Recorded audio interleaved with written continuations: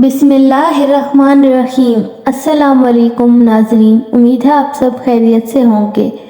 आज की वीडियो है हज़रत गौस पाक रहमतुल्लाह अलैह के बारे में, जो उन्होंने खुद बयान की थी। उनका एक ऐसा किस्सा जो आपके ईमान को ताज़ा कर देगा और अल्लाह पर आपका भरोसा ज़्यादा कर देगा।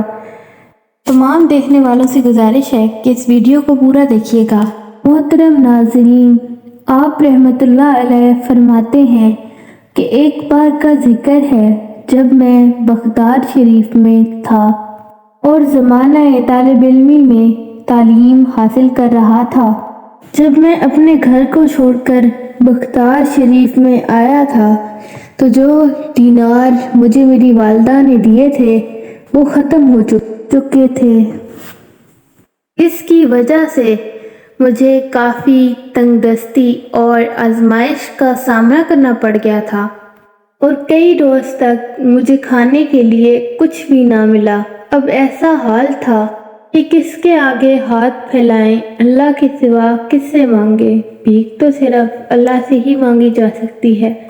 मुझे शर्म आती थी कि किसी से कहूँ कि मुझे कुछ खाने के लिए दे, या किसी से भीख मांगूं, या किसी से मदद मांगूं, या किसी से कहूँ कि मुझे भूख लगी है।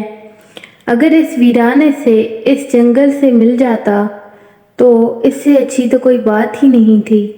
ये तो अल्लाह की रहमत थी, लेकिन किसी इंसान के आगे हाथ फैलाना और शर्म से सर झुकाना मुझे मंजूर ना था। और कर्ज तो मैं लेना ही नहीं चाहता था कि कर्ज लूं और किसी को कहूँ कि मुझे कुछ खाने को दे दे। लेकिन क्या करें, इस वीराने में भूख लग रही थी और खाने के लिए कुछ भी न था। अल्लाह ताला से दुआ मांगी, या अल्लाह तू मेरी मदद कर दे, तू गैब से मेरा इंतज़ाम कर दे, तू गैब से मेरी रोटी का इंतज़ाम कर दे।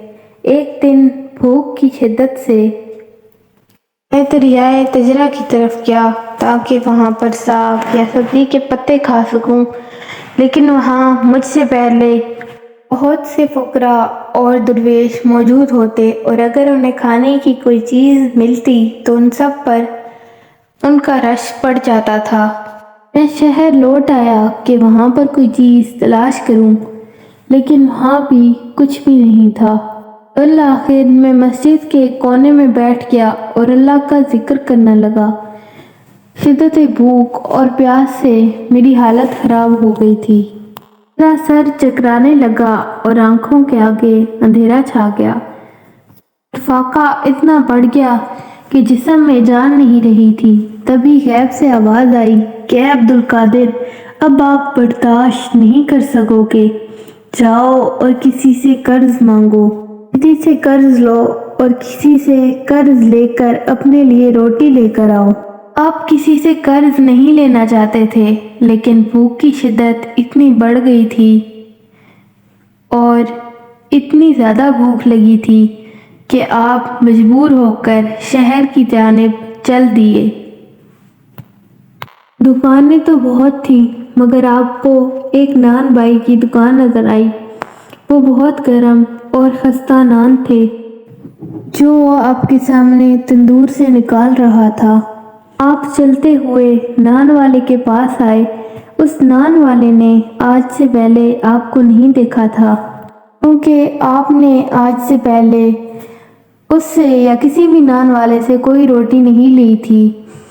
अल्लाह ताला ने उस नान वाले के दिल में आपके लिए मोहब्बत पैदा कर दी और उसके दिल में ये बात डाल दी कि अल्लाह के बरगुज़ीदा बंदे हैं और जवानी में ही अल्लाह की जानिब रुजू कर चुके हैं, तालिब इल्म है, इसलिए उनके लिए रोटी का इंतज़ाम किया जाए। उसके दिल में खुद ब खुद आपकी इज़्ज़त आ गई और ऐसा लगने लगा कि वो आपको पहचानता है और आपकी बहुत इज़्ज़त करता है। रहमतुल्लाह अलैह फरमाने लगे कि वो नान वाला मुझसे कहने लगा कि क्या आप अब्दुल कादिर हैं? तो मैंने कहा हाँ, मैं अब्दुल कादिर हूँ। तो फिर उस नान वाले ने पूछा کہ وہی جو بغداد میں تعلیم حاصل کرنے کے لیے آئے ہیں؟ تو آپ نے جواب دیا کہ ہاں، میں وہی عبدالقادر ہوں۔ تو اس نان بائی نے کہا کہ کیا لینا چاہتے ہیں؟ تو آپ نے جواب دیا کہ اگر میں تم سے روز ایک نان لوں تو کیا تم مجھے نان دے دو گے؟ مجھے بہت بھوک لگی ہے اور بھوک سے پڑا نہیں جا رہا۔ نان بھائی کہنے لگا، ارے آپ کیسی باتیں کر رہے ہیں؟ یہ تو سب آپ کا ہی ہے، آپ ایک نان تو کیا پوری دکان لے لیں، مجھے کوئی اعتراض نہیں ہوگا۔ لیکن آپ نے جواب دیا کہ نہیں، تم مجھے بس روز 1 یا 1.5 نان دے دیا کرو۔ تم روزانہ مجھے 1 یا 1.5 نان دے دینا اور اس کے بدلے جب بھی میرے پاس پیسے ہوں گے میں تمہیں لوٹا دوں گا۔ دکان والا کہنے لگا کہ کوئی مسئلہ نہیں، میں نے آپ سے کہہ دیا ہے کہ یہ سب آپ کا ہے، آپ جتنا چاہیں اتنا رکھ لیں۔ لیکن آپ رحمت اللہ علیہ نے جواب دیا کہ نہیں، مجھے صرف 1 نان چاہیے جس سے میرا پیٹ بھر جائے اور میری بھوک ختم ہو جائے۔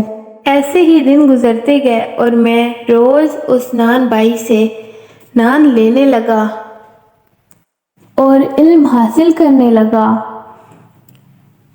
وہ دنیا کا علم نہیں تھا، بلکہ وہ علم تھا جس نے آگے جا کر لوگوں کا بھلا کرنا تھا۔ ایک دن یوں ہی دن گزرتے گئے، ایک دن آپ کے دل میں یہ خیال پیدا ہوا کہ میں تو روز اس نان بائی سے 1 نان لیتا ہوں اور وہ بڑی محبت سے اور بڑی عقیدت سے مجھے نان دیتا بھی ہے اور میری بہت عزت بھی کرتا ہے، لیکن میرے پاس تو پیسے ہی نہیں ہیں، تو میں اسے کہاں سے نان کے پیسے واپس کروں گا؟ یہ خیال اتنی شدت سے مجھے آیا کہ میں نے کہا، اے عبدالقادر، اس تو قرض ہوتا ہے اور تم قرض کی روٹی کھاتے جا رہے ہو، کچھ تو کرنا پڑے گا، اس نان والے کو پیسے تو واپس کرنے پڑیں گے۔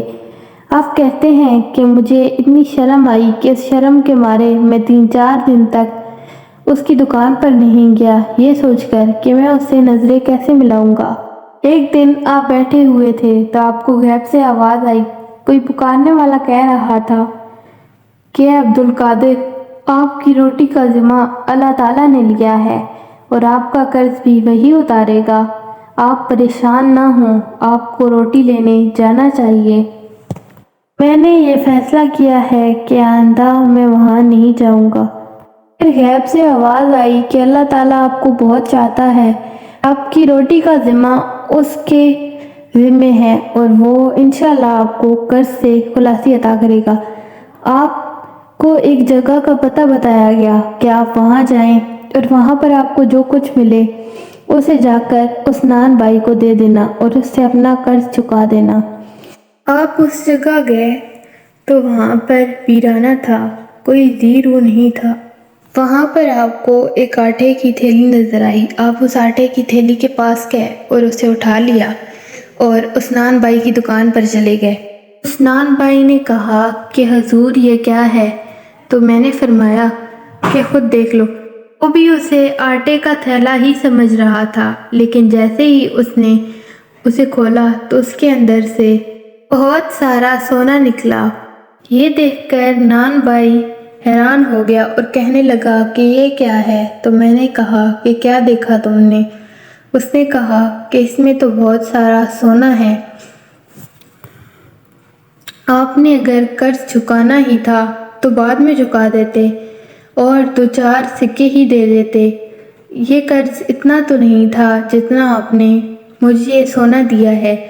تو آپ نے فرمایا کہ تمہارا قرض میں نے نہیں بلکہ اللہ نے چکایا ہے اور اللہ تو خزانوں کا مالک ہے اور اسی نے تمہارا قرض واپس کیا ہے۔ وہ نان بھائی آپ کا عقیدت مند بن گیا اور بہت خوش ہوا۔ امید ہے آپ کو آج کی ویڈیو پسند آئی ہوگی، ملتے ہیں ایک نئی ویڈیو میں، تب تک کے لیے اللہ حافظ۔